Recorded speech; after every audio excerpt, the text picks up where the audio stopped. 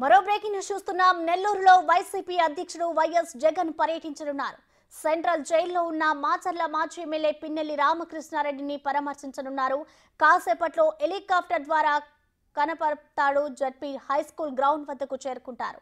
అక్కడి నుంచి రోడ్డు మార్గంలో జిల్లా సెంట్రల్ జైలుకి వెళ్లనున్నారు జగన్.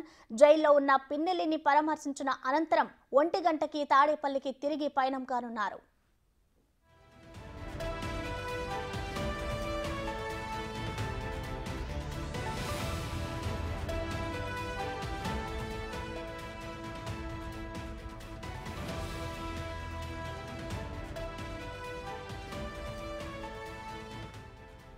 నెల్లూరులో వైసీపీ అధ్యక్షుడు వైఎస్ జగన్ పర్యటించనున్నారు. సెంట్రల్ జైల్లో ఉన్న మాచర్ల మాజీ ఎమ్మెల్యే పిన్నెల్లి రామకృష్ణారెడ్డిని పరామర్శించనున్నారు. కాసేపట్లో హెలికాప్టర్ ద్వారా కనపర్తిపాడు జడ్పీ హైస్కూల్ గ్రౌండ్ వద్దకు చేరుకుంటారు జగన్. అక్కడి నుంచి రోడ్డు మార్గంలో జిల్లా సెంట్రల్ జైలుకి వెళ్లనున్నారు. జైల్లో ఉన్న పిన్నెల్లిని పరామర్శించిన అనంతరం 1 గంటకి తాడేపల్లికి తిరిగి పయనం కానున్నారు.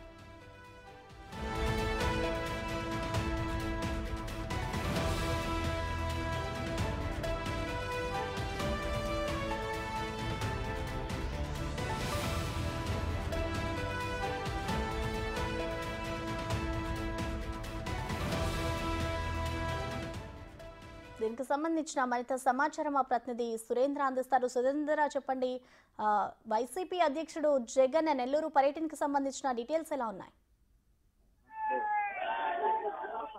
నెల్లూరులో ఉన్నటువంటి మాజీ ఎమ్మెల్యే పిన్నెల్లి రామకృష్ణారెడ్డిని కలవడానికి ఈ రోజు జగన్మోహన్ రెడ్డి మరి కొద్ది క్షణాలు ఇక్కడికి రాబోతున్నారు.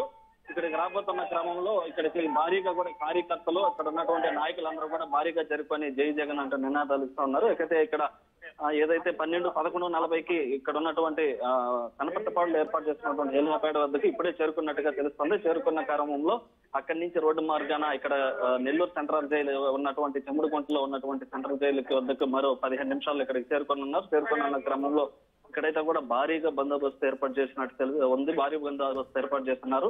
ఇక్కడ అనేక మంది కార్యకర్తలు ఇతర ప్రాంతాల నుంచి, ఇటు బయట ప్రాంతాల నుంచి, మాచర్ల, ఇటు గుడివాడ ప్రాంతాల నుంచి కూడా చాలా మంది కార్యకర్తలు ఇక్కడికి చేరుకున్నారు. చేరుకున్న క్రమంలో ఇక్కడ పోలీసులు కూడా భారీ బందోబస్తు ఏర్పాటు చేసి ఇక్కడ పిన్నెల్లి రామకృష్ణారెడ్డిని కలిసేందుకు కూడా పూర్తిగా ఏర్పాట్లు చేస్తున్నారు. అయితే